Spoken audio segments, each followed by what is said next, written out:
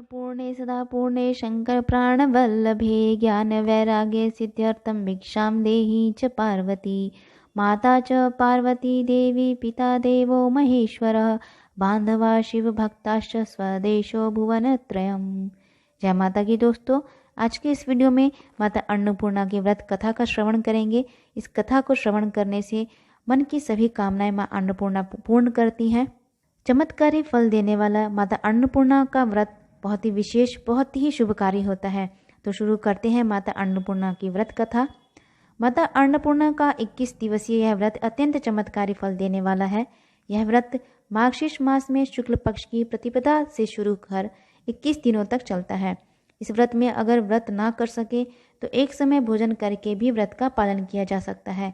इस व्रत में सुबह घी का दीपक जलाकर माता अन्नपूर्णा की कथा पढ़े और उनका भोग लगाएं।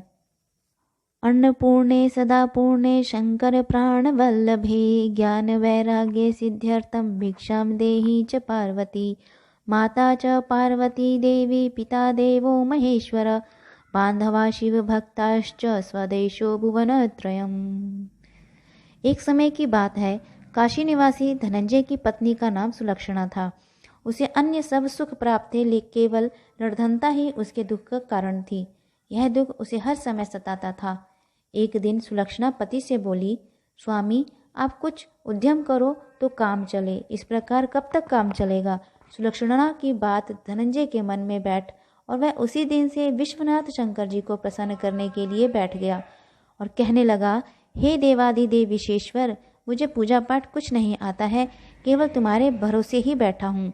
इतनी विनती करके वह 2-3 दिन भूखा प्यासा बैठा रहा। यह देखकर भगवान शंकर ने उसके कान में अन्नपूर्णा अन्नपूर्णा अन्नपूर्णा इस प्रकार 3 बार कहा। यह कौन है, क्या कह गया। इसी सोच से धनंजय पड़ गया कि मंदिर से आते ब्राह्मणों को देखकर पूछने लगा, पंडित जी अन्नपूर्णा कौन है।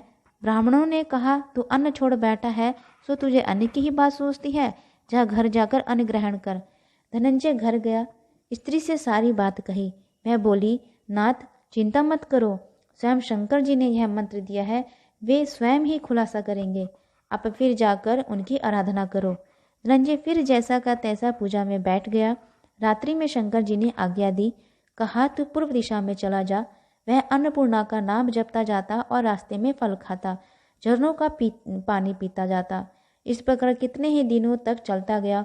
वहाँ उसे चांदी सी चमकती वन की शोभा देखने में आई, सुंदर सा सरोवर देखने में आया। उसके किनारे कितनी ही अप्सराएं झुंड बनाए बैठी थीं। एक कथा कहती थी और सब माँ अन्नपूर्णा इस प्रकार बार बार कहती थी। यह अगहन मास की उजली रात्रि थी और आज से ही व्रत का आरंभ था। जिस शब्द की खोज करने वह निकला था वह उसे वहाँ सुनने को मिला। धनंजय ने उसके पास जाकर पूछा, हे देवियों आप ये क्या करती हो। उन सब ने कहा, हम सब माँ अन्नपूर्णा का व्रत करती हैं। व्रत करने से की गई पूजा का क्या होता है, किसी ने किया भी है, इसे कब किया जाए, कैसा व्रत है मैं और इस कैसे विधि है, मुझसे भी कहो। वे कहने लगी, इस व्रत को सब कोई कर सकते हैं। 21 दिन तक के लिए 21 गांठ का सूत लेना चाहिए। 21 दिन यदि न बने तो एक दिन उपवास करें और यह भी न बने तो केवल कथा सुनकर प्रसाद लें। निराहार रहकर कथा कहें। कथा सुनने वाला कोई ना कोई मिले तो पीपल के पत्तों को रख, सुपारी या घृत कुमारी गुवारपाट वृक्ष को सामने रखकर, दीपक को साक्षी रखकर, सूर्य, गाय, तुलसी या महादेव को बिना कथा सुनाए मुख में दाना न डालें। यदि भूल से कुछ पड़ जाए तो एक दिवस फिर उपवास करें। व्रत के दिन क्रोध न करें और झूठ न बोलें, ये इस व्रत के नियम हैं। धनंजय बोला, इस व्रत के करने से क्या होगा। वे कहने लगी, इसके करने से अंधों को नेत्र मिले, लूलों को हाथ मिले, निर्धन के घर धन आए, बाजी को संतान मिले, मूर्ख को विद्या आए।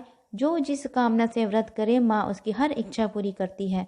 वे कहने लगे, बहनों मेरे भी धन नहीं है, विद्या नहीं है, कुछ भी तो नहीं है, मैं तो दुखिया ब्राह्मण हूँ, मुझे इस व्रत का सूत दोगी। हाँ भाई, तेरा कल्याण हो, तुझे देंगी, ले इस व्रत का मंगलसूत्र ले।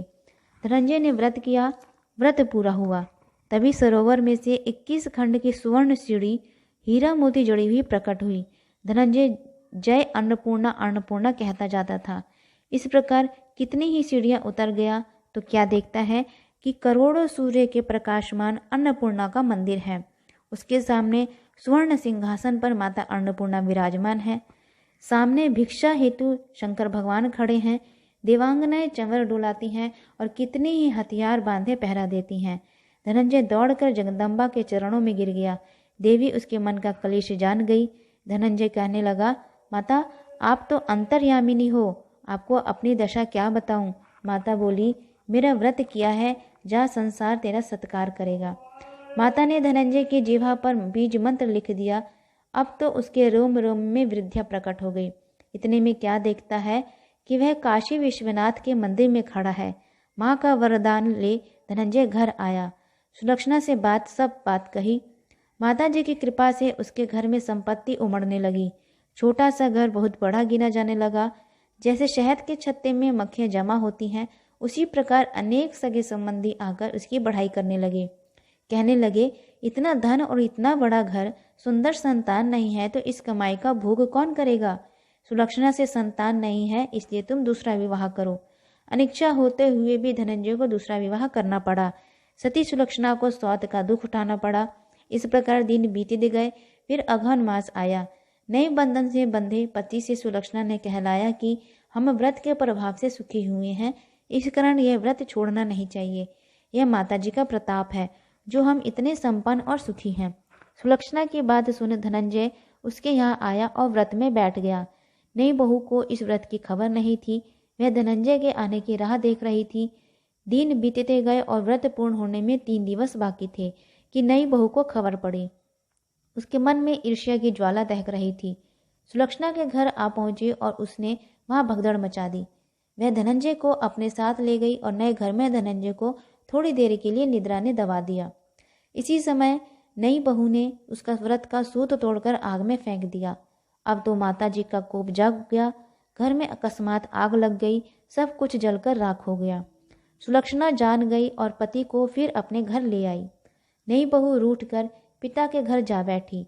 पति को परमेश्वर मानने वाली सुलक्षणा बोली, नाथ घबराना नहीं, माता जी की कृपा अलौकिक है। पुत्र को पुत्र हो जाता है पर माता को माता नहीं होती। अब आप श्रद्धा और भक्ति से आराधना शुरू करो, वे जरूर हमारा कल्याण करेंगी। धनंजय फिर माता के पीछे पड़ गया। फिर वही सरोवर सीढ़ी प्रकट हुई, उसमें माँ अन्नपूर्णा कहकर वह उतर गया। वहां जा माता जी के चरणों में रुदन करने लगा। माता प्रसन्न हो बोली, यह मेरी स्वर्ण की मूर्ति ले, उसकी पूजा करना तो फिर सुखी हो जाएगा। जा, तुझे मेरा आशीर्वाद है। तेरी स्त्री सुलक्षणा ने श्रद्धा से मेरा व्रत किया है, उसे मैंने पुत्र दिया है। धनंजय ने आंखें खोली तो खुद को काशी विश्वनाथ के मंदिर में खड़ा पाया। वहां से फिर उसी प्रकार घर को आया। इधर सुलक्षणा के दिन चढ़े और महीने पूरे होते ही पुत्र का जन्म हुआ। गांव में आश्चर्य की लहर दौड़ गई, मान्यता आने लगी। इस प्रकार उसी गांव के निसंतान सेठ के पुत्र होने पर उसने माता अन्नपूर्णा का मंदिर बनवा दिया। उसमें माता जी की धूमधाम से पधारी, यज्ञ किया और धनंजय को मंदिर के आचार्य का पद दे दिया। जीविका के लिए मंदिर की दक्षिणा और रहने के लिए बड़ा सुंदर सा भवन दे दिया।